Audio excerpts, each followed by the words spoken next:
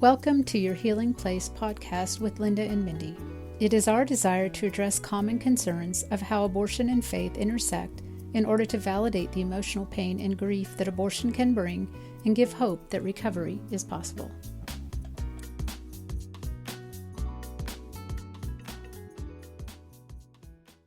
Good morning and welcome to your Healing Place podcast. Linda and I are here today to discuss with you a question that we hear a lot in our groups, and it's why didn't God stop me from having an abortion? Or And even, why did he let me get pregnant? yeah, Yeah. exactly. Mhm. And, if God is this all powerful, sovereign being, why would he let us do the things that we want to do? Mm. Truly, if it's bad for us. And I think that's really the question that's being asked. If it's going Mhm. to hurt me this bad, why wouldn't he have stopped it? And it's a hard question in terms of I understand the heart of the woman who's hurting. Like gosh, I in our minds, I think if I could step into her shoes, and I know it's kind of maybe not always a good thing to do that, but sometimes it is. If I could step into her shoes, maybe she's thinking, I would never let somebody hurt this way if I knew before it was going to hurt them. And yet, God doesn't stop us. He does not. Mm. I've heard of, I don't have the story that I can look back to a point where, you know, God was intervening on my behalf, whether it was a phone call at the center. I heard people talk about that before, or, Yeah, there's some great stories out there. The flat car on the way to the abortion clinic, or I mean, flat yeah, tire, or yes, something, yes. some reason that God Well, even of intervened. women that don't listen. I mean, it- I Mm. have a friend who was in the abortion center and got a phone call in there before the days of cell phones, and she ignored the phone call. Mm. Or I can't remember exactly how that went down, but whether she answered the phone call or not, they came and told her about it.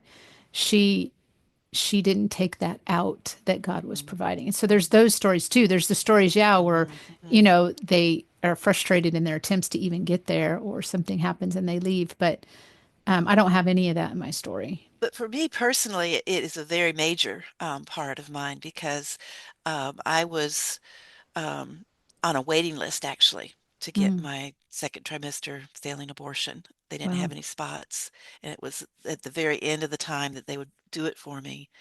And I remember being in the car in the parking lot of the hospital, praying, God, please don't let them have an opening.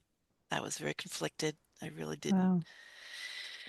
didn't want to. I was moving forward with it, but I didn't want to. And I remember very clearly praying that, please don't let them. And when my boyfriend came back out to the car and said, they've got a bed for you, I was just floored. I really felt like God had deserted me at that point.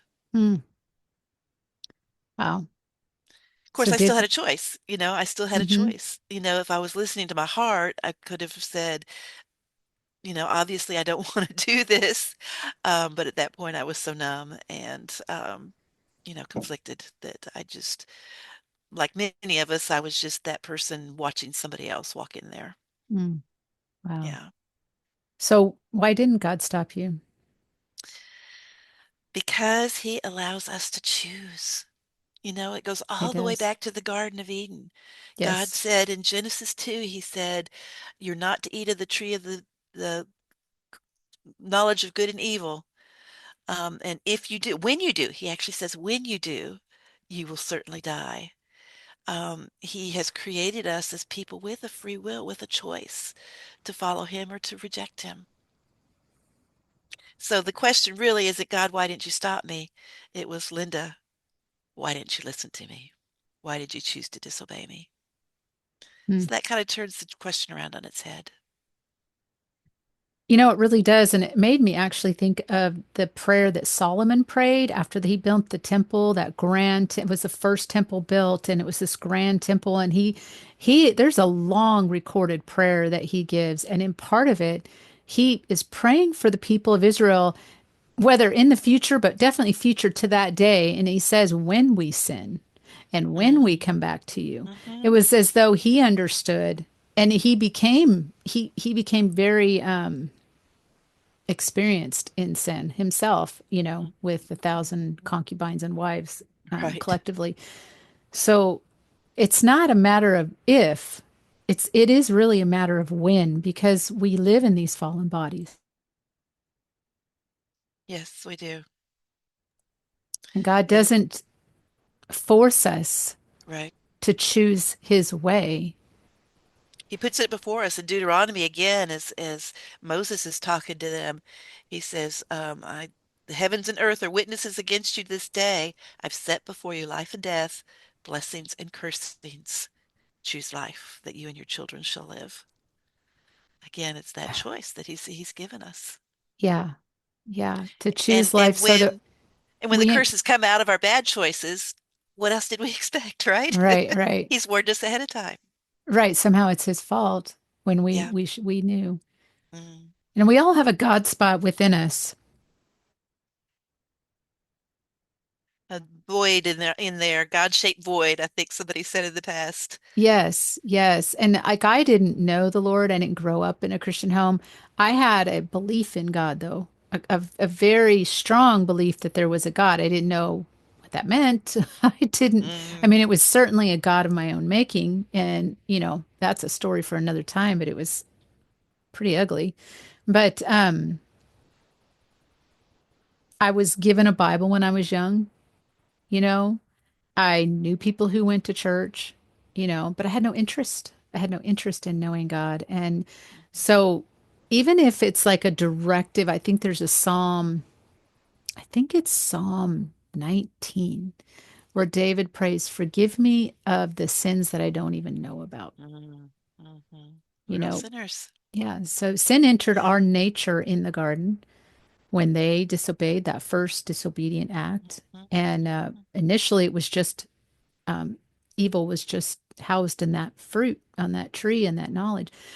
But I would say that um, the knowledge of the evil of abortion is made very clear to us only after Mhm. we participate, Mm. only after, not before. Had we known, would we have done it again? Now, I did it again out of fear, fear, and fear.